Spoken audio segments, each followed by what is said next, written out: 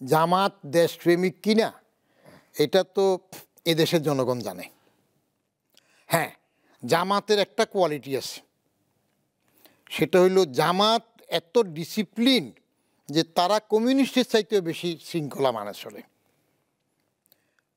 এক, আমি বায়তুল মুকাররমে বহু আগে জামাতের এক সমাবেশে আমার জানাশোনা একজনকে পাইলাম। ও রোকন ফোকন না, ওদের কি আছে না, তখন ছাত্র শিবির, আগে ছাত্র সংঘ, সেখানে ওরে দেখলাম বায়তুল মুকাররমে পূর্ব পাশে লাঠি হাতে গেটে দাঁড়ানো। আমি বললাম যে কিরে বাবা, তুমি 5 ওয়াক্ত নামাজ পড়ো, এখন বায়তুল মুকাররমে জামাত হয়েছে, তুমি যাবে না নামাজ ছিলা?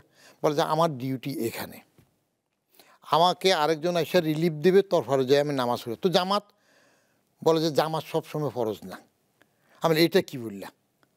বলে যে মক্কা শরীফে যখন জামাত হয় তখন যারা নিরাপত্তার দায়িত্বে থাকে, এদের পুলিশ টুলিশ, এরা কি নামাজ পড়ে নাকি? জামাত কি সবসময় ফরজ? ওই নিরাপত্তা রাখি অন্যকে নামাজ পড়তে দেওয়া, সেটাও একটা ফরজ। জামাতের এই কঠোর ডিসিপ্লিন। আরেকটা জিনিস আমি দেখলাম, জামাতে যে আওয়ামী লীগের একবার খালেদা জিয়ার সমাবেশে আসার জন্য সব বন্দি করলো না, জামাতের লোকজন কেউ যদি জেলে যায়, আওয়ামী লীগ আলী বাজাদ এদের লোক গেলেও তারা এত খোঁজ না। জামাত কিন্তু এটা করে। বরং আমি এক জামাত কর্মী জেলে ছিল তখন 2.5 মাস 3 মাস, তার মাকে জিজ্ঞেস করলাম তোমার উপার্জন কম, ছেলে জেলে পড়ে আছে, চলতেছ কীভাবে? একটা চমৎকার জবাব দিছে। বলে যে আমার ছেলেটা আরও 6 মাস জেলে থাকুক, 1 বছর থাকুক, আমি খুশি থাকবো। কারণ কি? বলে যে ছেলে উপার্জন করলে যা খেতাম যা পেতাম, এখন তো তার থেকে বেশি সুযোগ সুবিধা পাচ্ছি। সব কিছু তারা তার জন্য পাঠাইতো। তো এখন এই জামাত তো এখন সুবিধা পাওয়ার জন্য যারা বলছে যে 71-এ আমরা ভুল করিনি, এটা বলছে না 71-এ আমরা ভুল করিনি।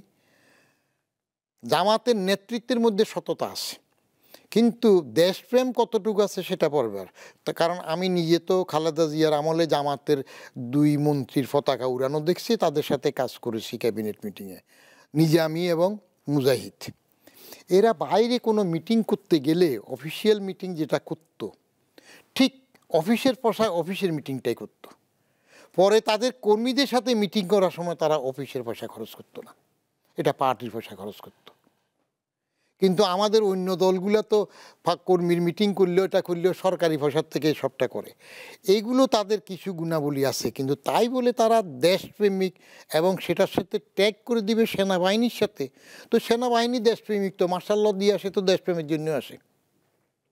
বঙ্গবন্ধু হত্যা করে তো কতিপয় বিপদগামী বলুক যাই হোক, সে সেনাবাহিনীর তো।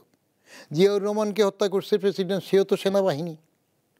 আরেকজনকে হত্যা করছে সাত্তার, কয় যে সাত্তার তো মরে না, আরে সাত্তার নিঃসন্তান একা নিরীহ মানুষ, তারে সরাই দিলে সেটাও তো সে সেনাবাহিনী।